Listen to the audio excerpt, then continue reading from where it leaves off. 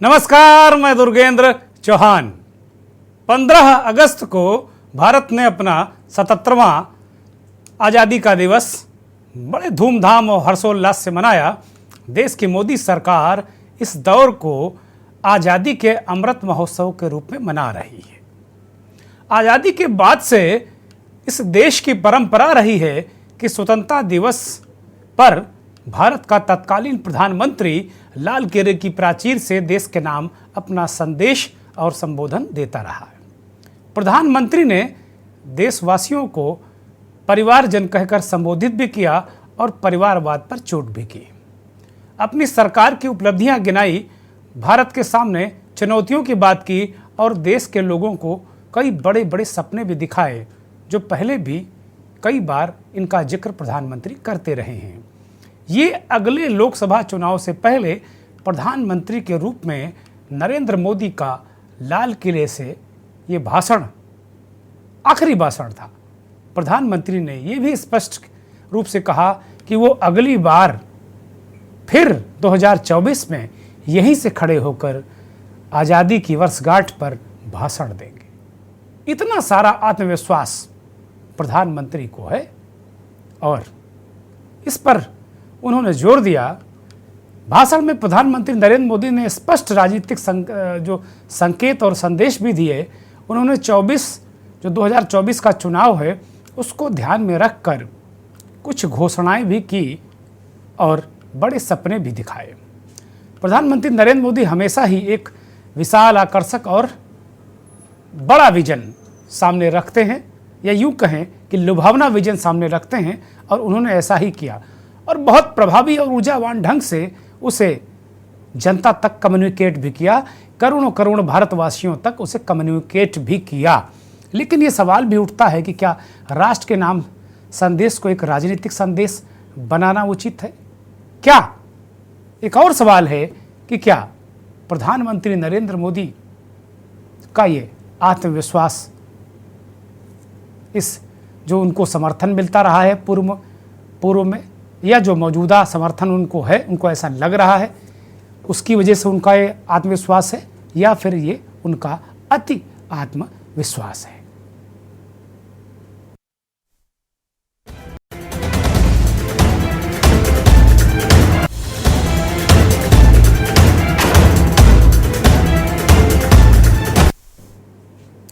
मोदी ने अपने संबोधन में विपक्षी दलों के गठबंधन इंडिया और कांग्रेस पर बिना नाम लिए तंज कसा। परिवारवाद का जिक्र करते हुए प्रधानमंत्री ने कहा कि देश में लोकतंत्र में एक बीमारी आ गई है। परिवारवादी पार्टी, इनका एक ही मंत्र है, परिवार को, परिवार के लिए, परिवार के द्वारा। जैसे कहते हैं ना, for the people, by the people, जो लोकतंत्र की परंपरा है ना, उस पर उन्होंने परिवारवाद को फिट करते हुए ये तंज कसा। वो बोले, देश के विकास के लिए जरूरी है कि इनसे मुक्ति मिले। सामाजिक न्याय को किसी ने तबाह किया है तो वो तुष्टीकरण पर भी प्रधानमंत्री बहुत बरसे। और उनका तीसरा जो संदेश था परिवारवाद, तुष्टीकरण, और तीसरा सबसे बड़ा संदेश भ्रष्टाचार का जिक्र करते हुए प्रधानमंत्री ने कहा कि अब आंख बंद करने का समय नहीं है। अगर संकल्प को सिद्धि तक पहुंचाना है तो हमें 3 जो ये बुराइयां हैं इनसे लड़ना होगा। भ्रष्टाचार के खिलाफ जंग, मुक्ति हर क्षेत्र में जरूरी है। ये मेरी प्रतिबद्धता है कि मैं भ्रष्टाचार के खिलाफ जंग लड़ता रहूंगा। प्रधानमंत्री के इस भाषण को देश के कई पत्रकारों ने मोदी का चुनाव से पहले का मास्टर स्ट्रोक बताया। सोशल मीडिया पर भी इसको लेकर लंबी बहस छिड़ी हुई है। वहीं एक धड़ा जो राहुल गांधी को उभरते जननायक के तौर पर देख रहा है, राहुल गांधी लगातार जमीन के लोगों से मिल रहे हैं। ये भी एक वजह हो सकती है कि 2023 हो, या जो 23 के विधानसभा चुनाव होने हैं 4 राज्यों में, या फिर 2024 का लोकसभा चुनाव, नरेंद्र मोदी कोई भी जोखिम लेने के मूड में नहीं हैं। आज बीजेपी की केंद्रीय चुनाव की बैठक भी आज देर शाम तक हुई और इसमें प्रधानमंत्री और जेपी नड्डा समेत जिन राज्यों में चुनाव है उन राज्यों के नेता, मुख्यमंत्री, प्रमुख दावेदार, अमित शाह और बीजेपी की जो चुनाव अभियान समिति, केंद्रीय चुनाव अभियान समिति की लोग थे, वो सब इसमें शामिल हुए। इस बैठक में जैसा मैंने कहा, बीजेपी केंद्रीय चुनाव की समिति की जो बैठक है, इसके बहुत सारे मायने, बहुत सारी तरीके से इसमें क्या क्या चीज़ें होंगी, क्या नहीं होंगी, उस पर बात होती रही। लेकिन लोकसभा चुनाव के मद्देनज़र नेताओं की रणनीति भी बनी।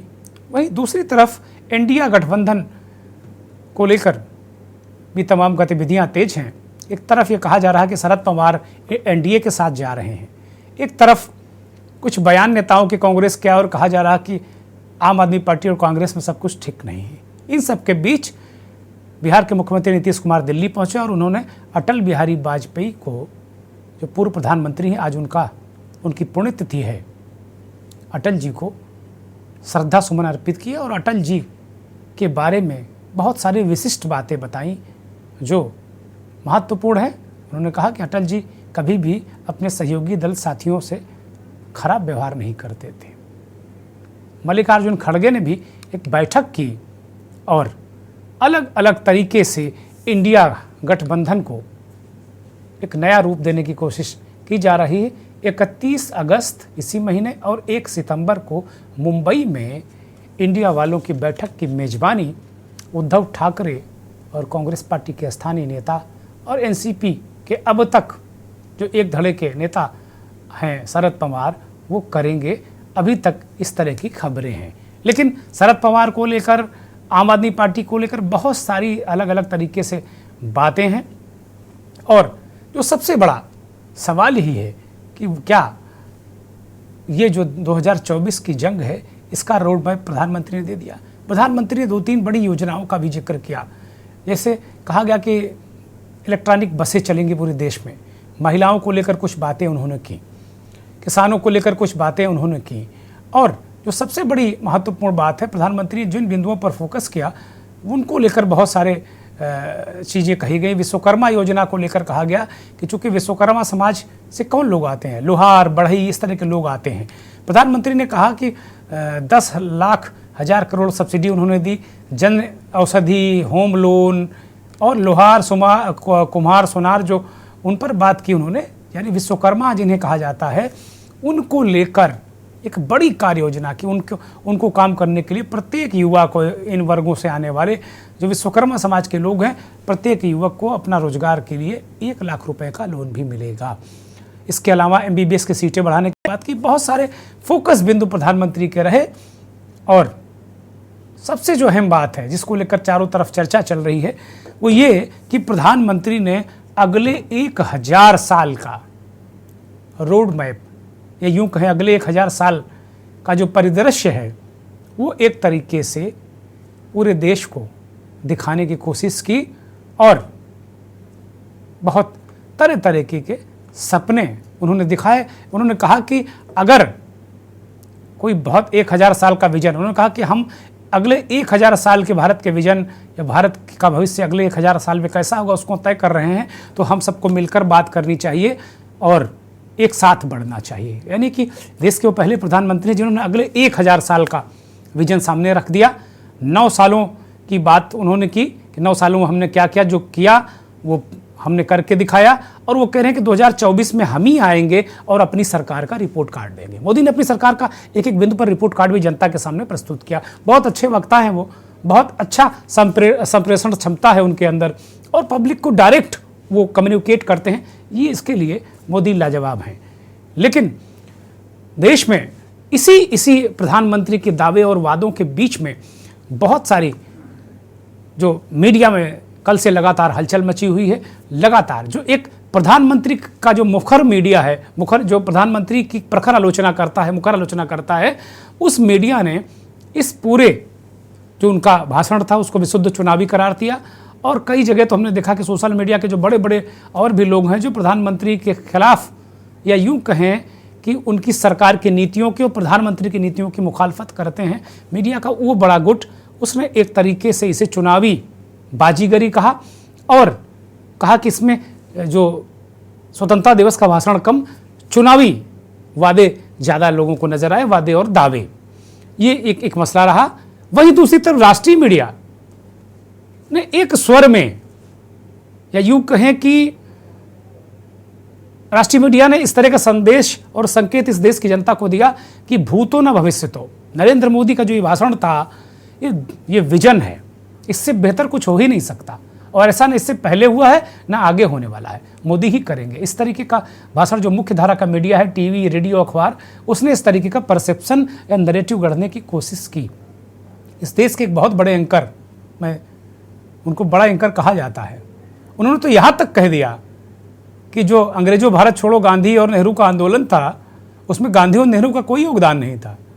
जब ये आंदोलन गांधी ने शुरू किया, तब तक जो ब्रिटिश हुकूमत थी दुनिया के बहुत सारे देशों को छोड़ छोड़ कर जा रही थी, तो गांधी और नेहरू ने कोई एहसान नहीं कर दिया, ब्रिटिशर तो अपने आप ही जा रहे थे।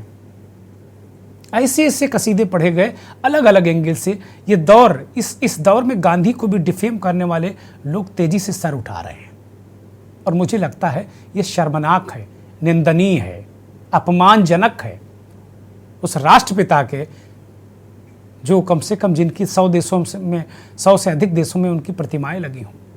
उनका नाम लेकर बहुत सारे लोग आंदोलन चलाकर उनके मुल्क आज़ाद हो गए।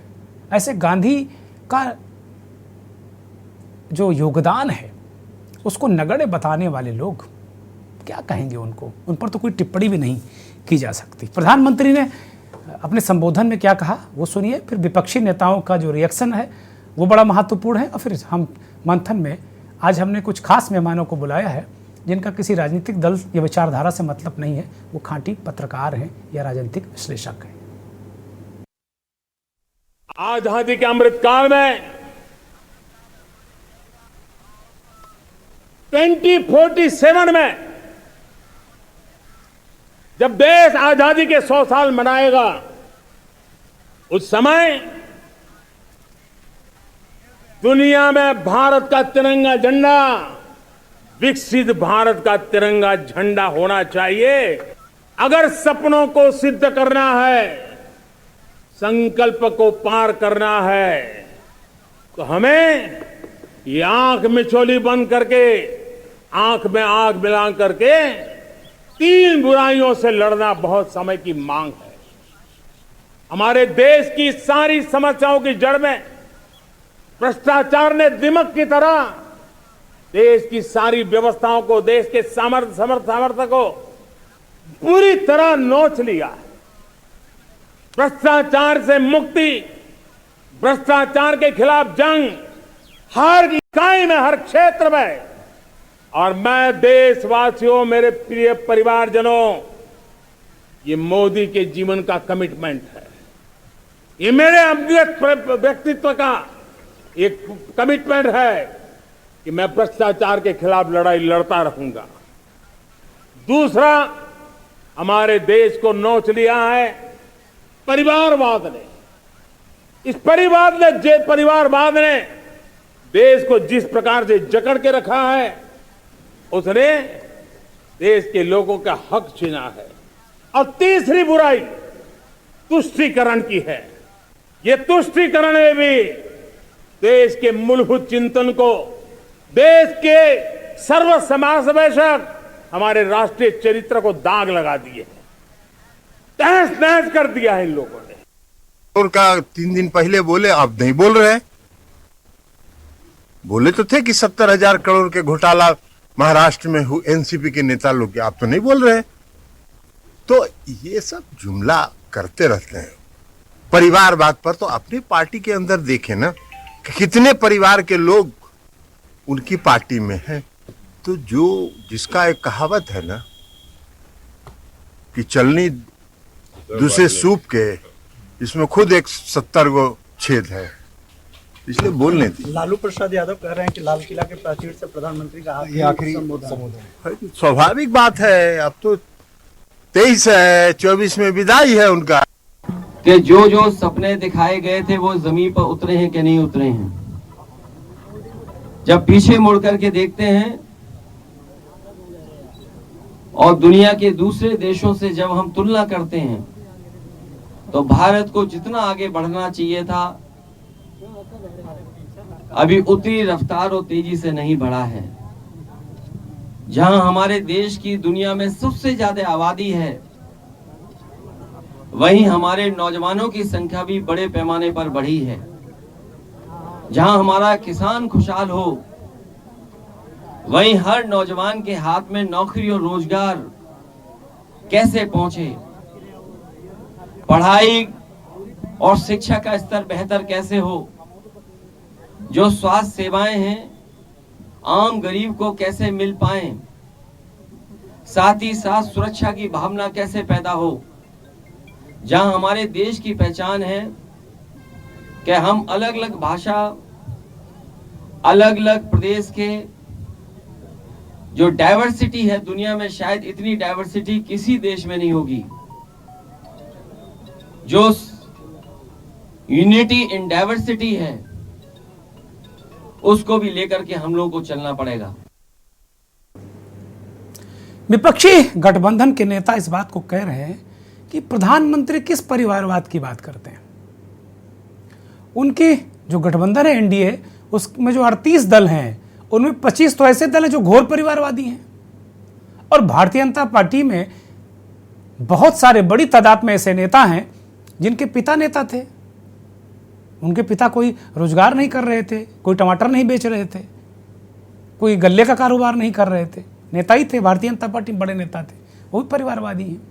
तो क्या उनको आप स्किल के नाम पर ले लेंगे, स्किल इंडिया के नाम पर अपने उनको कह देंगे कि भाई वो बड़े स्किल्ड लोग थे, बड़े डिजर्विंग लोग थे, इसलिए परिवारवाद का उन पर नहीं लगेगा, क्रीमी लेयर टाइप का मामला।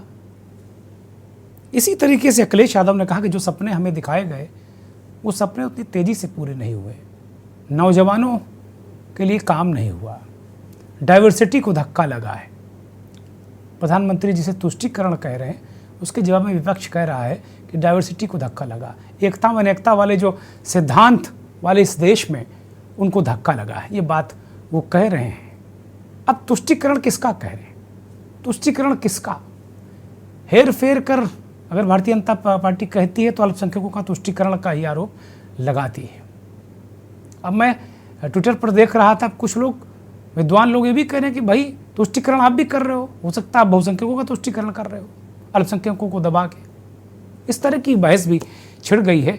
लेकिन जिस तरीके से आज़ादी के पर्व के अवसर पर राजनीति से ओतप्रोत बातें हुई कल पक्ष और विपक्ष दोनों तरफ से, ये मुझे लगता है कि बहुत अच्छा नहीं है। मल्लिकार्जुन खड़गे से पूछा गया कि भाई आप स्वतंत्रता दिवस के कार्यक्रम में क्यों नहीं गए, वो गए नहीं थे खड़गे साहब। तो उन्होंने कहा कि भाई एक तो मुझे कांग्रेस पार्टी के मुख्यालय में बतौर अध्यक्ष पहली बार झंडारोहण करना था, इसलिए मैं नहीं गया। उन्होंने कहा कि भाई मोदी जी कह रहे हैं कि मैं 24 में मैं फिर आऊँगा और झंडा फहराऊँगा। तो उन्होंने कहा कि हाँ वो झंडा फहराएंगे लेकिन अपने घर में। इस तरीके की तंज कसे गए हैं, इस तरीके की बातें हुई हैं। देश के मीडिया ने दो तस्वीरें भी, एक जो अलग जो बहुत कमेंटेटिव मीडिया है या यूँ कहें कि जो चोट करने वाला मीडिया, बहुत कम ऐसा है हालांकि, एक इंडिपेंडेंट मीडिया जिसको कह सकते हैं या कमेंटेटिव मीडिया कह सकते हैं या सरकार की नीतियों का आलोचक मीडिया कह सकते हैं। इसमें जो अगर प्रिंट की बात की जाए तो द टेलीग्राफ एक ऐसा अंग्रेजी अखबार है जो लगातार सरकार की आलोचना करता रहा है समय समय पर और तर्कों के साथ में। द टेलीग्राफ ने कल भी जो आज़ादी के पर्व पर एक फ्रंट पेज में उन्होंने अपना एक पूरा जो प्रेजेंटेशन एक तरीके से दो नेताओं को दिखाया। एक तरफ राहुल गांधी जो आज़ादपुर मंडी में गए थे और एक वहाँ के टमाटर विक्रेता को उन्होंने बात की और उनके आंसू पोंछे, अपने घर बुलाया, खाना खिलाया। इस तरीके की बातें। रामेश्वर मुझे लगता है उनका नाम है, वो राहुल गांधी के साथ ही खड़े हुए हैं। और एक तरफ एक राष्ट्रीय पुस्तक मेले में एक मोदी जी का कटआउट खड़ा है, लोग उसकी सेल्फी ले रहे हैं। वो कह रहे हैं कि सुलभ नेता कौन है, इजी एक्सेस नेता कौन है। इस तरीके के सवाल अखबार ने उठाए हैं। बहुत सारे पक्ष और विपक्ष में दलीलें और सवाल है, लेकिन मेरा जो आज का विषय है वो यही है कि भाई मोदी के अंदर ये आत्मविश्वास कहाँ से है कि वो 2047 का रोड मैप भी प्रस्तुत कर रहे हैं, 1000 साल का भी रोड मैप प्रस्तुत कर रहे हैं और दावे और खम ठोक कर कह रहे हैं कि 24 में हम ही झंडा फहराएंगे। हमारे साथ अभी तक जो मेरे पास सूचना है 3 मेहमान जुड़ गए हैं। इस देश के जाने माने वरिष्ठ पत्रकार, राजनीतिक विश्लेषक बिलाल सब्जवारी साहब दिल्ली से जुड़े हैं। बिलाल भाई स्वागत, धन्यवाद, आभार आपका।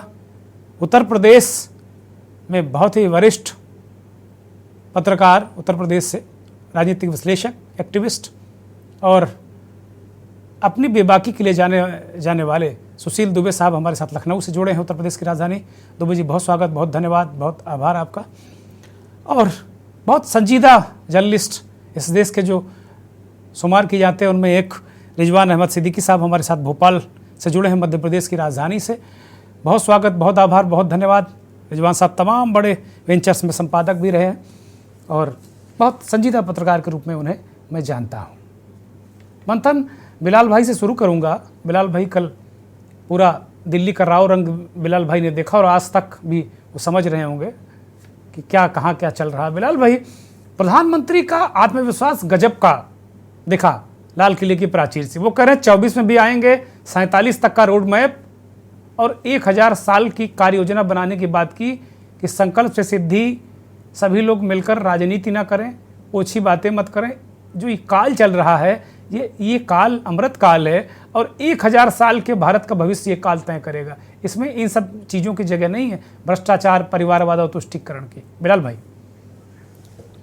देखिए दुर्गेंद्र जी, प्रधानमंत्री के जो भाषण लाल किले की प्राचीर से किए जाते हैं, खासतौर से 15 अगस्त, तो उसका एक अपना एक महत्व होता है, उसकी अपनी एक राष्ट्रीय भूमिका होती है, उसका एक अपना नैतिक मूल्य होता है और उसमें हमेशा से लोग भारत के भविष्य को तलाशते हैं। सरकार द्वारा किए गए घोषणाओं पर क्या अमलो दरामद हुआ उसको भी देखते हैं। ऐसी बहुत सारी चीजें।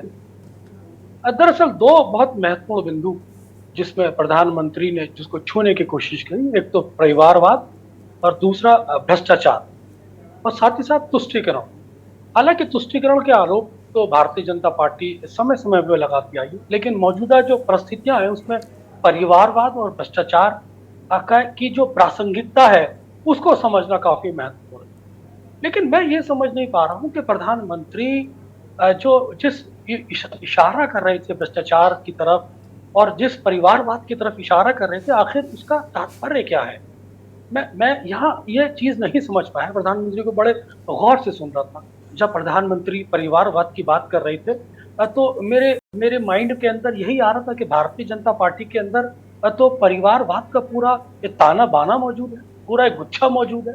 मेरे को जहन में याद आ रहा था बार बार कि प्रधानमंत्री परिवारवाद को लेकर कांग्रेस की तरफ अप्रोक्ष रूप से हमला कर रहे थे, लेकिन मेरे जहन में वो तस्वीर घूम रही थी जो भारतीय जनता पार्टी के परिवारवाद का ताना बाना मेरे सामने रख रही।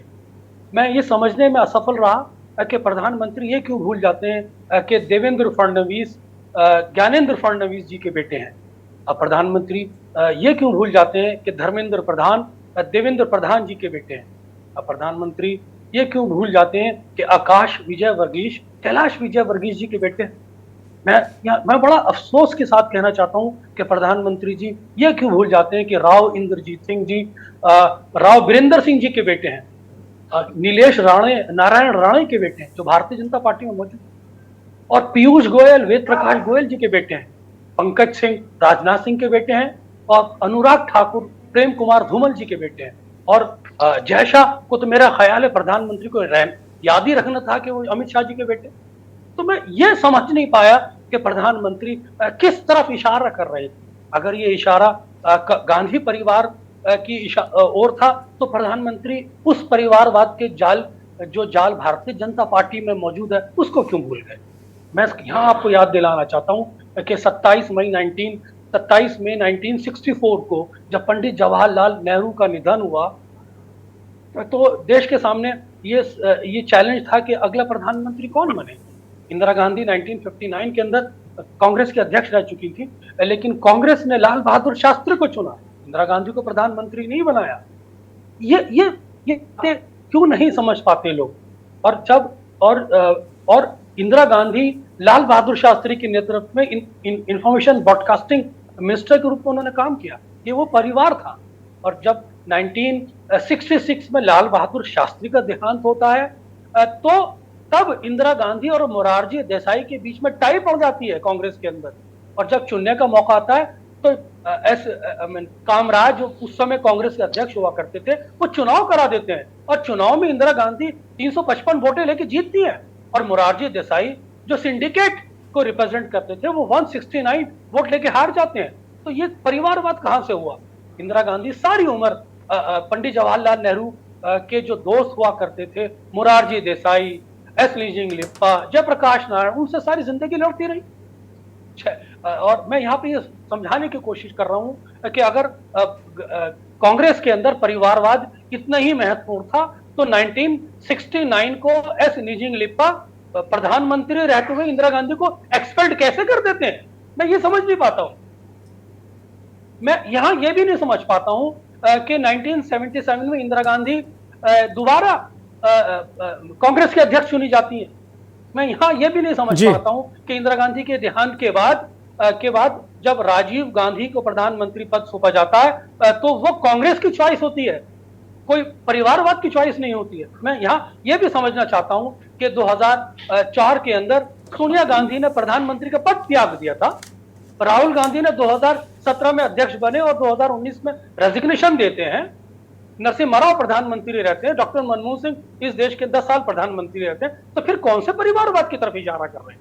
रहा भ्रष्टाचार का सवाल, तो मैं यहाँ यह नहीं समझ पाया उस भाषण से कि नीरव मोदी, मेहुल चोकसी, विजय माल्या, ईश्वरप्पा, राफेल, व्यापंग, बंगारू लक्ष्मण, ताबूत घोटाला, ये क्या था फिर?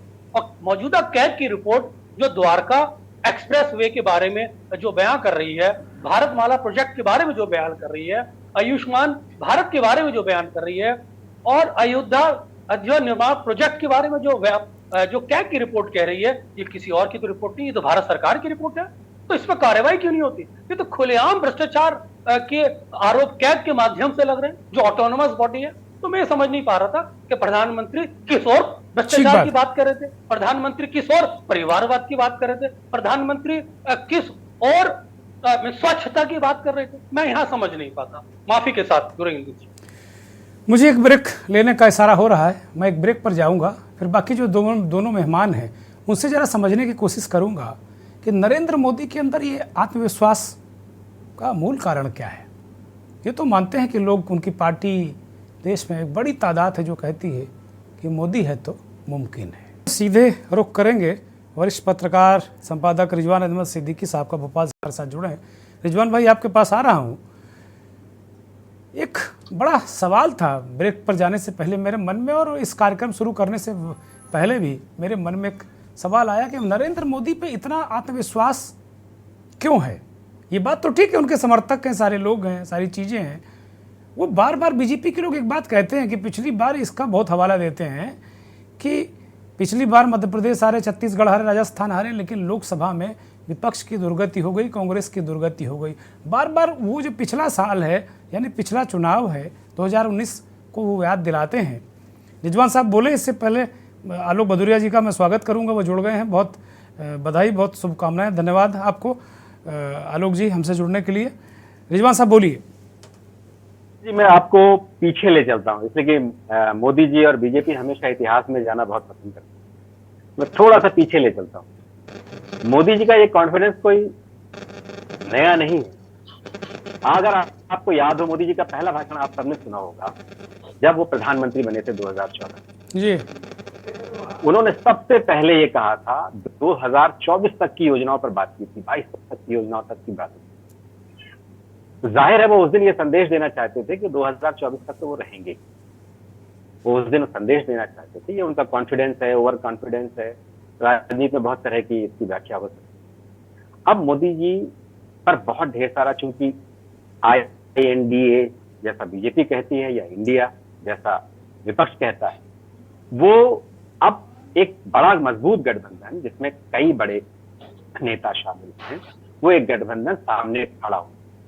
इस बार लग रहा है कि विपक्ष गंभीर है इस लड़ाई के लिए, जो राजनीतिक लड़ाई है, लोकतंत्र की लड़ाई है, उसके लिए विपक्ष गंभीर दिख रहा है। नहीं तो पीछे राहुल गांधी के अलावा इक्का दुक्का नेता अपने अपने क्षेत्रों में कुछ बोलते थे। राहुल गांधी ने ही पूरे देश में घूम घूमकर बहुत कुछ कहा। चौकीदार चोर से शुरू हुई चीजें, और उन्होंने न्याय योजना और बहुत तरह की बात। लेकिन इस बार विपक्ष एकजुट होकर बहुत गंभीरता से हमलावर भी है और अपनी बातें भी कहता है। तो जाहिर है कार्यकर्ता निराश ना हो, जो मतदाता फ्लोटिंग मतदाता है, जो जिस पर यह संदेश जा सकता है कि कहीं ये बैकफुट पर तो नहीं आ रहे हैं, कहीं ये बचाव तो नहीं कर रहे हैं, तो फ्रंट फुट पे खेलना इस समय सबसे बेहतर होगा। मोदी जी को ये मालूम है। अब पहले उन्होंने इसके लिए सदन का उपयोग किया, वहां भी उन्होंने यही कहा था, उसी को इन्होंने कल भी दोहराया है। अब क्या उस जगह पर इसे दोहराना था, नहीं दोहराना था, इसके बहुत ढेर सारे विश्लेषण हो सकते हैं। वहां 3 जो बड़ी बातें उन्होंने कही, परिवारवाद, भ्रष्टाचार और तुष्टि। जब ये बातें की जाती हैं तो इस पर आप एक उंगली किसी पर उठाते हैं तो एक प्रकृति का नियम है, 3 उंगली आपकी तरफ होती ही। तो इस पर बहुत ढेर सारे सवाल होंगे। वो इसी तरह की चर्चा मैं देख रहा था रिजवान साहब कि पूरा सोशल मीडिया, ट्विटर इसी से भरा पड़ा है। आईना लोग दिखा रहे हैं, बीजेपी को आईना दिखा रहे हैं कि बाकायदे कोलाज बना के परिवारवाद के बाकायदे ट्विटर पर चल रहे हैं। लेकिन आप देखिए ना, इससे महंगाई की बात खत्म हो गई, अन्य तरह की बातें खत्म हो गई। जो इनके अंदर का भ्रष्टाचार है उस पर बातें लोग थोड़ा बहुत कर रहे हैं, लेकिन भ्रष्ट के तौर पर सामने वाली पार्टियों को ही देखना चाहते हैं लोग, इसलिए कि बहुत बड़ा वर्ग एक समर्थकों का हो गया है, जिसे अलग अलग लोग, कोई अंधभक्त कहता है, कोई कुछ कहता है, कोई कुछ कहता है, लेकिन बहुत बड़ा वर्ग वो भी है। वो भी अपने ढंग से ट्रोल बहुत बड़ी एक ब्रिगेड है। फिर तुष्टीकरण, जैसे ही आप तुष्टीकरण की बात करते हैं तो अल्पसंख्यकों की बात नहीं आती, सिर्फ मुसलमानों की बात आती है। और जाहिर है वो बीजेपी के लिए राजनीति करने का वो मैदान सबसे आसान, सबसे बेहतर और उसको बहुत अवसर देता है, इसलिए कि इसके अध्ययन पर कोई जाना नहीं चाहता। पीछे बीजेपी कहती रही है कि कांग्रेस के इतने बरस में मुसलमानों को क्या मिला, अल्पसंख्यकों को क्या मिला, लेकिन अब धीरे धीरे इन चीजों पर चर्चाएं कम करके सिर्फ एक बात की जाती है कि इनको तुष्टीकरण, लेकिन तुष्टीकरण बनाम संतुष्टीकरण भी है। उन्होंने खुद ही कहा है, संतुष्टीकरण के बारे में बात की है, इसी मध्य प्रदेश की धरती से की। तो अब संतुष्टीकरण से आशय क्या है, किसको संतुष्ट करना है, किन किन स्तर पर संतुष्ट करना है, कहां संतुष्ट करना है, देश में बहुत तरह की चर्चा है। और ये जिस कॉन्फिडेंस की आप बात कर रहे हैं, ये कॉन्फिडेंस वही है जो किसी जमाने में 15 लाख रुपए लाता था, एक एक आदमी को देने वाला था। बहुत ढेर सारी चीजें देश को, बहुत ढेर सारे संदेश दिए गए थे, और बाद में एक दिन अमित शाह ने कह दिया कि ये जुमला है। तो इस कॉन्फिडेंस को भी लोग इसी तरह से अलग अलग ढंग से, अलग अलग स्तर पर देखेंगे। लेकिन एक बात तो तय है कि फिलहाल इस तरह की बात करके नरेंद्र मोदी सुर्खियों में भी रहे और अपने लोगों में वो कॉन्फिडेंस भरने में भी बहुत हद तक आगे बढ़े। ठीक बात है। मैं सुशील जी के पास जाऊंगा। बहुत बेहतरीन विश्लेषण रिजवान भाई ने किया है। वो कह रहे हैं कि भाई ये हवा भरने के लिए हो सकता है, और अभी तक 14 हो चाहे 19 हो, इतना मजबूत जो एक मोदी के सामने मजबूत विपक्ष, अभी कह सकते कौन चेहरा, राहुल की स्वीकार्यता नहीं है, बहुत सारी बातें हो सकती हैं, लेकिन जो साथ में लोग हैं, 26 दल हैं, उनमें 6-7 मुख्यमंत्री हैं मौजूदा, और जो बाकी जो हैं इतने ही संख्या में पूर्व मुख्यमंत्री हैं। तो कुल मिलाकर बहुत भयानक चुनौती मिलने जा रही, भयानक मैं कहूँगा, क्योंकि ऐसा लग रहा है। लेकिन एक बार परसेप्शन सुशील जी ये बनाया जाता है कि लोकसभा और विधानसभा चुनाव अलग अलग है। इसे जो लाल किले का भाषण है और उनके आत्मविश्वास, इनको लेकर आप की टिप्पणी बड़ी महत्वपूर्ण है। अनम्यूट करिए।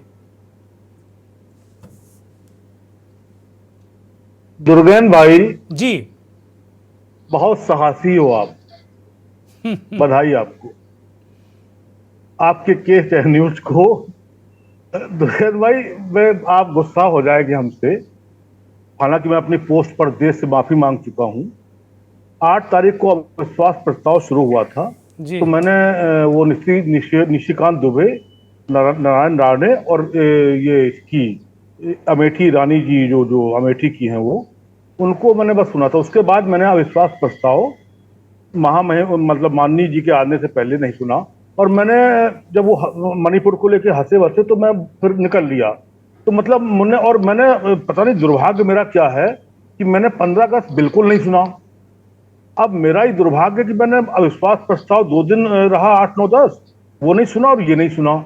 तो मुझे ढंग से पता भी नहीं है कि हुआ क्या एक्चुअली। हमारे जो देश के प्रधानमंत्री जी हैं, इन्होंने क्या संदेश दिया, क्या किया, हम नहीं सुन नहीं पाए, समझ नहीं पाए। लेकिन इधर उधर से आप ऐसे जो प्रबुद्ध वर्ग के लोग बता देते तो हम सुन लेते, समझ लेते हैं, तो उसी आधार पर कुछ कहेंगे आपको। दुर्गेंद्र भाई, बात आपको याद है, बात हमारी ये आलोक जी आदरणीय बैठे हैं, हमारे रिजवान भाई और बिलाल भाई बैठे हैं। जी दुर्गेंद्र भाई, आपको याद है कि आज से कुछ साल पहले, कुछ समय पहले इस देश में एक बड़ी नेता पैदा हुई थी, आज भी हैं, सुश्री मायावती, जी याद है ना? जी तो और वर्ल्ड में एक नेता और पैदा हुए थे, अभी भी हैं, अब वो नेता तो नहीं है, वो पूर्व हैं, बराक ओबामा जी का याद है आपको? जी जी तो बराक ओबामा जी जब राष्ट्रपति हुए थे तो उनके रंग और सब तमाम चीजें लेके, तमाम बातों को लेके हुआ था कि वर्ल्ड में एक और लीडर पैदा हो गया है, बीएसपी के लोग कहते थे, जो राजनीतिक और सामाजिक रूप से वर्ल्ड का लीडर। तो उस समय एक ही नाम लिया जाता था, सुश्री मायावती का। ठीक, जी कहाँ है सुश्री मायावती और कहाँ है बराक ओबामा इस समय राजनीतिक और सामाजिक रूप से? जी एक सीट पे हैं उत्तर प्रदेश में, और बराक ओबामा जी वो दिखाई पड़ जाते कभी कभी उसमें।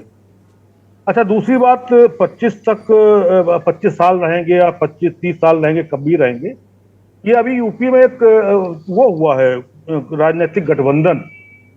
तो एक राजभर करके एक वासापा के अध्यक्ष, जी उसको वो, अरे जब उत्तर प्रदेश में 65 सीटों वाला, 17 नगर निगम वाला तना मजबूत तना योगी जी के रूप में खड़ा है, तो ये राजभर और दारा सिंह चौहान दारा सिको कौन है जो अभी चुनाव फिर लड़ रहे हैं, जी वो सबको फिर ये बीजेपी वाले रिजया के वापस क्यों लेके आए? इतनी तमाम राजभर ने तो कौन कौन सी बातें और किस किस कदर बातें नहीं कहीं कान में शीशा पड़ जाए। तो अगर ये इतनी 25 साल पहले का फिर से हो रहा है हिसाब किताब, तो ये दो लोग को लिए काहे लिए रहना पड़ा? तो ये दोनों वानगी मैंने आपको दे दी। जी अब दूसरी वानगी, तीसरी ये है कि दुर्गेंद्र भाई, भारी भूल हुई सोनिया जी से। मैं राहुल की बात नहीं करता। अगर 14 इसमें यूपीए मनमोहन फर्स्ट में जाने देते, तो मनमोहन सिंह सेकंड में अगर सोनिया गांधी जी को नहीं तो कम से कम राहुल गांधी को तो एक बार केंद्रीय मंत्री आराम से, जब राबड़ी देवी बन सकती हैं सीएम और वो अखिलेश यादव बन सकते हैं, वहां के फारूक अब्दुल्ला के सुपुत्र बन सकते हैं, तो इनको कौन दिक्कत थी पीएम बनने के लिए? जब यहाँ पर एक से एक पीएम बन सकते हो, कौन से दिल्ली वाले आईएएस वो भी बने थे, तो मैं नाम इंद्र कुमार गुजराल, तो इनको क्या प्रॉब्लम थी? ये तो 3 पीएम के डीएनए थे। लेकिन हुआ क्या, वो पॉलिटिकल गलती जिसको अब ये लोग भुगत रहे हैं। अब दूसरी बात बताएं भाई साहब आपको, ये बड़ा फर्क है। देखिए, अगर आपको हमें भी याद है, हम भी अपने माननीय प्रधानमंत्री जी को, जिस समय ये चौकीदार चोर है, सारी बाहें चौकीदार चोर है, चौकीदार चोर है, जिस पर नहीं काला काला वो टैटू होता है, उसके बाद क्या क्या जो मैं फला ताली धाली धाली सब देखिए। अब आप देख लो, 15 अगस्त को इन्होंने दिया था मेरा माटी और मेरा क्या वो अभिमान। मुझे तो नहीं लग रहा कि कहीं देश में कोई भूचाल या कोई उबाल आया हो। जब 15 अगस्त है तो झंडे फहराई जाएंगे, 15 अगस्त है तो घरों पे झंडे फहराई जाएंगे। अब अगर कोई दुकान के लिए ये कह दिया जाए, पॉलिटिकल पार्टी कह दे कि इतवार या बृहस्पति को दुकानें बंद करनी है, आह्वान कर दें, वो तो उस दिन दुकानें बंद ही होती हैं, उसमें कौन सी बड़ी बात हो गई? इतवार और बृहस्पति को तो अमूमन दुकानें बंद होती हैं। देखिए होता क्या है दुर्गेंद्र भाई, बहुत सी बातें हैं। अब राहुल गांधी जो पप्पू थे एक जमाने में, कन्नौज वाले पप्पू, छिबरामऊ वाले पप्पू, आलू से सोना वाले पप्पू, अब वो पॉलिटिकल पितामह बन गए हैं। उनको पीएमशिप का कोई मैटर है ही नहीं। उनका जो, जैसे अभी बिलाल भाई ने कहा कि अभी कोई मैटर उनका, ये उनको जैसा दिखता ही नहीं कि पीएम बनने के लिए व्याकुल भारत घूम रहे हैं।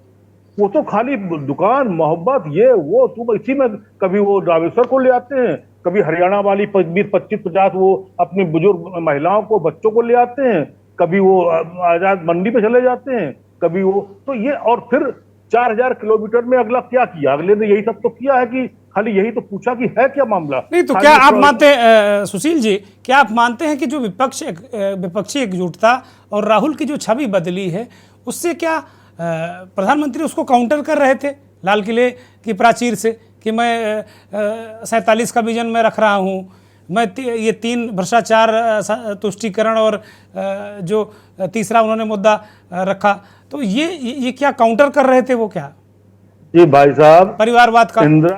इंदिरा गांधी जी जेल में अपने पिता से मिलने जाती थी, छोटी सी बच्ची थी। फिर वहां जब चिट्ठी आती तो जेल से चिट्ठी लिखते थे नेहरू जी, वो चिट्ठियां रखी है आर्काइव में, तब वो प्रधानमंत्री हो, तब नेता बनी है। खाली नेता, अब वो बीसीसीआई के सचिव नहीं तो बने। छोड़ दीजिए, इस देश के बहुत सारे पत्रकार ये साबित करने पर तुले हैं कि भाई अंग्रेजों भारत छोड़ो, जो राष्ट्रपिता महात्मा गांधी का जो एक नारा था, उसका कोई मतलब नहीं है। वो बहुत सारे पत्रकार अब इस नई पीढ़ी को बता रहे हैं कि अंग्रेज तो वैसे ही भाग रहे थे देश छोड़कर। सचिव तो ऐसे थोड़ी बन गए हैं, वो भी तो कितने वनडे खेले हैं, कितने टेस्ट खेले हैं, कितने खेले हैं। अब नहीं खेले तो कुछ तो खेले होंगे, तब तो वो बने हैं। तो पत्रकारों की, देखिए, पत्रकारों की एक जो बन चुकी, जिसपे शब्द कहा गया है गोदी मीडिया, मोदी मीडिया, ये मीडिया, वो भी तो कहा ही गया है। तो ये सब ये नामकरण ऐसे ही थोड़ी होते हैं। मैं आपको बता दूं दुर्गन जी, अब देखिए फर्क क्या है। अब 5 चुनाव आ रहे हैं, 5 चुनाव, और खाली अब्दुल टाइट रहेगा, इससे काम अब नहीं चलेगा। ये अब्दुल टाइट रहेगा। लेकिन मैं एक आपके बड़े चैनल पे एक बात जरूर कहूंगा, आज मौका है, हमारे बिलाल भाई, रिजवान भाई, आदरणीय आलोक जी बैठे हैं। मुसलमानों को बहुत कुछ सोचना पड़ेगा। ये खाली परेशान रहते हैं, अल्पसंख्यक हैं, अल्पसंख्यक हैं, अल्पसंख्यक हैं। अरे तुम 35 करोड़ की आबादी होती है इस देश की। तुम्हारे नेता कौन है? क्यों, क्या सोचते हैं ये नेता की, अगर ये मुसलमानों के नेताओं की प्रॉब्लम खत्म हो जाए भाई साहब दुर्गेन जी, तो ये तुष्टीकरण, ये कर देंगे, वो कर देंगे, ये सब नहीं, ये बुलडोजर। ठीक है सुशील जी, अब मैं आऊंगा आपके पास। अभी मैं आलोक जी के पास जाऊंगा, काफी देर से इंतजार कर रहे हैं। आलोक जी, इस पूरे भाषण में जैसे सुशील जी ने अपने बातें रखी कि भाई क्या स्थिति, क्या परिस्थिति, रिजवान भाई ने कहा कि भाई जो कार्यकर्ताओं को एक संदेश देने के लिए, एक चीज़ें देने के लिए कि नहीं, जो भी कुछ हुआ हाल के घटनाक्रम में विपक्षी गठबंधन के जानिब से, उससे हम कहीं भी बैकफुट पर नहीं हैं। हम 24वीं सरकार बनाने जा रहे हैं, 47 में भी बीजेपी की सरकार बनाएंगे, और 1000 साल का रोड मैप भी दे दिया प्रधानमंत्री ने। ये आत्मविश्वास, हम वही आपसे भी जानना चाह रहे हैं कि भाई ये आत्मविश्वास है या अति आत्मविश्वास है? आलोक जी। धन्यवाद दुर्गेन जी। देखिए, आत्मविश्वास एक बड़ा रिलेटिव टर्म है। भारतीय जनता पार्टी के हिसाब से ये आत्मविश्वास और विपक्ष के हिसाब से अति आत्मविश्वास। मैं इन दोनों में कोई फर्क नहीं करना चाहूँ। सबका अपना अपना मानना है, अपना अपना मत। महत्वपूर्ण ये है कि एक बार फिर भटकाव की एक बड़ी पृष्ठभूमि तैयार कर दी गई है। होना तो ये चाहिए था कि पिछले 9 सालों में हमने क्या किया और क्या हम करने जा रहे हैं, ये होना चाहिए। अर्थशास्त्र का एक सामान्य सा सिद्धांत है कि अगर हमको आज हम क्या हैं और कल हम क्या हैं होने जा रहे हैं, बस यही एक महत्वपूर्ण होता है। 10 साल के बाद, 50 साल के बाद तो चीजें फर्क होती हैं। भाई हम भी शर्ट पहनते थे, हम जब छोटे थे 3 साल के तो 3 नंबर का जूता पहनते थे, अब 9 नंबर का पहनते हैं, 10 नंबर का पहनते हैं। इसी तरह हमारी शर्ट और पैंट का साइज बदल जाता है। ये तो बड़ी सामान्य सी चीजें। तो इसको आप इस तरीके से मत लीजिए कि वो अर्थव्यवस्था के प्रति कभी गंभीर बातें कर रहे हैं। देखिए, मोदी साहब की सबसे खास बात यह है कि वो किसी भी योजना पर नहीं चाहते कि आप बात करें। उदाहरण के तौर पर वो कभी नहीं चाहेंगे कि आप एमएसएमई पर बात करें कि 13,000 इकाइयां बंद हो। क्यों बात करेंगे? कैसे बात करेंगे? ये भी तो दिक्कत है ना कि अगर आप 13,000 इकाइयों पर बात करेंगे तो फिर आपको एक इनफॉर्मल सेक्टर पर भी बात करनी होगी। वो इनफॉर्मल सेक्टर जो देश का 84% है, कैसे करेंगे? सबसे ज्यादा रोजगार देने वाला सेक्टर है, उसकी हालत तो खस्ता है। तो उस पर कैसे बात करेंगे? आप बात करेंगे जीडीपी नंबर पे। जीडीपी नंबर होते क्या है? बेसिकली जो ऑर्गेनाइज सेक्टर है उसी से तो आंकड़े निकलते हैं ना, उसमें इनफॉर्मल सेक्टर को तो टैप नहीं किया जाता है। अब जैसे कुछ चीजों का है, अब जैसे मैं एक बैंक के बारे में एक छोटा सा एक मैं उदाहरण दूंगा, ज्यादा मैं नहीं कहूंगा। अब जैसे बैंकों में पिछले साल में करीब 15,34,000 करोड़ रुपए इन्होंने बैंकों के एनपीए थे जो बट्टे खाते में डाले, जिसको राइट ऑफ कर दिया गया। उसके बाद 2.5 लाख करोड़ से ज्यादा इन्होंने बैंकों में रिकैपिटलाइज किया, यानी बैंकों में बैंकिंग सिस्टम में इतने पैसे डाले। उसके बाद आप कह रहे हैं बैंक हमारी फायदे में। भाई अगर आपका सारा उधार अगर माइनस कर दिया जाए, थोड़े पैसे अगर आपको और दे दिए जाए, तो आप कैसे फिर होंगे? इस देश में विलफुल डिफॉल्टर बढ़ते जा रहे हैं। इसका मतलब क्या है? दो चीजें। पहला ये कि शासन उनसे रिकवरी नहीं कर पा रहा है। वो पैसा किसका है? वो दुर्गेश जी आपका पैसा है जी, हाँ सबका पैसा है, हम सबका पैसा है। ऐसा थोड़ी कि केवल कि एक ही आदमी का पैसा है। सरकार क्या चीज होती है? सरकार लोगों के टैक्स के पैसे से बनती है। तो अब वहां भी वही है, विलफुल डिफॉल्टर आपके 15,000 हो गए, अपने आपका वो 3.5 लगभग 3,40,000 करोड़ हो गया उसका, जो पैसे ही नहीं दे रहे हैं। उसको आप राइट ऑफ करते हैं, जरा बहुत वसूली हो रही है, वसूली का परसेंटेज है 16%। तो आर्थिक स्थिति तो ऐसी नहीं है। एक चीज मैं और कहूंगा जो इस योजना के बारे में है, जिसमें फिर थोड़ा सा कहा गया, मैं ज्यादा नहीं इसमें जाऊंगा क्योंकि द्वारका अर्का और सबके बारे में आप हमारे साथी पैनलिस्ट ने बोल ही दिया है। मैं सिर्फ ये कहूंगा कि मुद्रा योजना में कहते हैं कि 8 करोड़ रोजगार पैदा हुआ, ठीक है वो होगा। इसमें यह भी कहा गया कि एक किसी में दो, यानी 16,000 करोड़ तो मान के चले, अगर एक को लेके चले, उसमें अकेला रोजगार है, कुछ दूसरा है, जैसे कोई सैलून की दुकान है, कोई रेडी वाला है, कोई है, तो मान के चलते कि 16,000 करोड़ है। अब सरकार के आंकड़े पे जाइए, क्योंकि विदेशी एजेंसियों के आंकड़े पे तो ये भरोसा नहीं करते।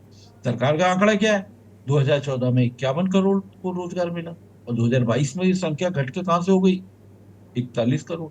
ये तो सरकार के आंकड़े हैं कि 10 करोड़ कम हो गए, तो 10 करोड़ कहां से कम हो गए? एक चीज मैं तो दूसरी बात यह है कि देखिए, हमेशा आपको सपने दिखाए जाएंगे। सपने इसलिए दिखाने पड़ते हैं, कोई भी है, आपको एक चमत्कार करना पड़ता है। जैसे आप फिल्म की दुनिया में जाते हैं ना, 70 के दशक में अमिताभ बच्चन जब अंदर जाता था, कभी कुली बन करके जी, करता था, कभी कोई करता था, तो क्या आदमी मुग्ध हो जाता था। वो बड़े बड़े जमींदारों को सब कुछ चुनौती दिया करता था। यहाँ आज भी वही व्यस्ती है, आज भी वही परिवारवाद और उसकी बातें कर रहे हैं। आपने बिल्कुल सही फरमाया कि ट्रेंडिंग तो बहुत है, लेकिन सवाल है कि बहुत सारा वर्ग इसको नहीं जानता, नहीं समझना चाहता। दिक्कत ये भी है। अब आप समझाएंगे कैसे? अब हम लोग इसी पे बहस करते हैं कि वो आत्मविश्वास है या नहीं है। मेरा मानना है वो तो भाजपा का काम है भाई, वो आत्मविश्वास में होंगे, क्यों नहीं होंगे भाई? इतना उन्होंने पैसा सबका बिजनेसमैन का राइट ऑफ किया है, इतने लोगों को फायदा पहुंचाया है। एक अभी हालिया नीति पर, इस पर भी एक चर्चा करनी चाहिए। एक बड़े कॉर्पोरेट घराने के लिए एक लैपटॉप, उसने घोषणा करी कि मैं बाजार में उतरूंगा लैपटॉप के, में उसके चंद दिनों के अंदर घोषणा हो जाती है कि हम तो लैपटॉप और कंप्यूटर का आयात जी, हम बंद करने जा रहे हैं। आयात कितना बड़ा है? 5.33 अरब डॉलर। इसमें चाइना की हिस्सेदारी कितनी है? 72%। इसको आप रातों रात आपने बंद करते हैं, अचानक से ख्वाब आता है। और क्यों ख्वाब आता है इसके बारे में तो आप समझिए कि ये आपको बताना कोई जरूरी नहीं है, हर आदमी समझता है कि क्यों ख्वाब आ जाता है। आलोक जी फिर आप कंप्लीट अचानक करिए, से आलोक जी कंप्लीट करिए कृपया। अचानक से आप 3 महीने की मोहलत दे देते हैं। तो सवाल यह है कि आपकी नीतियां स्पष्ट नहीं है, इसलिए आपको सब जवाब दिखाने पड़ते हैं। आप क्वांटिफाई नहीं कर पाए। 2014 में 2 करोड़ 15 लाख के आधार पर आपने क्वांटिफाई कर लिया था, इसलिए उनको दिक्कत हो रही है। इसलिए अब ठीक बात उन्होंने है। गोल पोस्ट इतना आगे बढ़ा दिया है कि आप कुछ हो ही नहीं सकता। और मैं एक चीज और कहूंगा, उसके बाद में मैं खत्म करता हूँ। जैसे भ्रष्टाचार है, भ्रष्टाचार के बारे में ये आज भी बातें कर रहे हैं। सवाल है कि आप कितने सक्षम प्रधानमंत्री हैं? क्या एजेंसियां आपके साथ नहीं? आप 2016 से पहले, 2014 में आने से पहले आप भ्रष्टाचार पे बात कर रहे हैं, और भ्रष्टाचार पे कितनी कार्रवाई आपको पुख्ता अंजाम दे पाए हैं? अगर नहीं दे पाए तो क्या आप सक्षम हैं या नहीं है? सवाल तो ये है, उनकी सक्षमता पर सवाल ना उठाया जाए, इसीलिए उन्होंने इतना लंबा बता दिया है कि भाई आप 2047 तक कौन जिएगा जो वहां पर देखेगा? ये महत्वपूर्ण प्रश्न। ठीक बात है बिलाल भाई। आलोक जी ने कहा कि एक लंबी लकीर खींचने की कोशिश की, बहुत लंबा लंबा बता दिया है भाई 2047 तक कौन जिएगा, और 1000 साल की बात भी उन्होंने कही। तो आलोक जी का जो थ्रस्ट है वो कह रहे हैं कि मूल मुद्दों से भटकाने का काम है ये, कि मूल मुद्दे। बीजेपी तो आत्मविश्वास में होगी, इसमें चर्चा करना निरर्थक है। आत्मविश्वास में है क्या? आत्मविश्वास में वो कह रहे हैं कि मूल मुद्दों से ध्यान भटक जाए, उनसे सवाल मत पूछो, इसलिए इतना लंबा करके बता दिया उन्होंने। बिलाल जी बहुत संक्षिप्त में। देखिए दुर्गेंद्र भाई, एक इंग्लिश का बहुत ही फेमस फ्रेज है it is easy to misguide then guide, यानी कि किसी भी समाज को मिसगाइड करना बहुत आसान है और गाइड करना बहुत मुश्किल है। बिलाल जी कंप्लीट करिएगा जल्दी से, चूंकि वक्त मेरे पास प्रधानमंत्री ने जो सब्ज बाग दिखाए हैं, उस पर तो मैं एक ही शेर कह के खत्म करना चाहूंगा कि गुलों का रंग बू तो हवा ले गई, लेकिन वो कह रहा है चमन में बहार है। ठीक बात है सुशील जी, 5 सेकंड, केवल 5 सेकंड बस। तेलंगाना, एमपी, राजस्थान, छत्तीसगढ़ 5 स्टेट के चुनाव हो जाने दीजिए, तब बताएंगे कि 25 साल आएंगे, 1000 साल आएंगे, तब आएंगे क्या नहीं आएंगे, कि चुनाव हो जाने दीजिए। आलोक जी फाइनल कमेंट की क्या राज्य जो विधानसभा के चुनावों का असर, जैसा कि लोग कह रहे हैं कि पहले बीजेपी के लोग कह रहे हैं कि विधानसभा चुनाव अलग, लोकसभा चुनाव अलग, हम पिछली बार हारे लेकिन लोकसभा जीते, तो क्या इस बार भी यही रिपीट करने का जो रोड मैप दिख रहा है, क्या उसी तरीके से चीजें होंगी या कुछ बदलने की उम्मीद है? Final comment 5 second. मेरे ख्याल से हर चुनाव का एक मोमेंटम बनता है। 2019 में मोमेंटम नहीं बन पाया था, क्योंकि वो सपने जो दिखाए थे उसको पूरा करने के लिए उन्होंने वक्त मांगा था। वो लोगों ने समझा कि एक बार वक्त और दे देना चाहिए था, राष्ट्रवाद की चाशनी थी, लेकिन अब वो फेल हो गया है। अब इनके पास पर्याप्त इनको समय मिल चुका है, इसलिए अब मुझे नहीं लगता कि विधानसभा चुनावों के नतीजे लोकसभा में नहीं दिखेंगे। मैं ऐसा बिल्कुल नहीं मानता, क्योंकि अब मोमेंटम बन गया है। भारत जोड़ो यात्रा और विधानसभा चुनावों के जो नतीजे आ रहे हैं, ये जो मोमेंटम बनेगा, ये निश्चित तौर पर भारतीय जनता पार्टी के लिए गंभीर चुनौती नहीं, गंभीर परेशानी खड़ा है। बहुत बहुत शुक्रिया आलोक जी, रिजवान भाई बहुत शुक्रिया, सुशील जी बहुत बहुत शुक्रिया, बहुत धन्यवाद बिलाल सब्जवारी साहब, और बहुत बहुत आभार और धन्यवाद करोड़ों दर्शकों का जो के न्यूज़ को देखते हैं, हमारे इस खास कार्यक्रम मंथन को देखते हैं। मंथन का जो सार यही निकला कि कहीं ना कहीं भारतीय जनता पार्टी को ये लग रहा है कि ये जो विपक्ष एकजुट हुआ है, इंडिया वाला गठबंधन, इससे कुछ ये दिक्कतें जरूर पैदा कर सकते हैं। इसीलिए प्रधानमंत्री एक लंबा रोड मैप देश के सामने प्रस्तुत कर रहे हैं। लेकिन बहुत सारे राजनीतिक विश्लेषक मानते हैं कि 2019 वाला जो 18 में विधानसभा चुनाव बीजेपी हारी और 19 में धुआंधार प्रदर्शन किया लोकसभा में, ऐसा अब नहीं होने वाला। बहुत बहुत शुक्रिया, नमस्कार।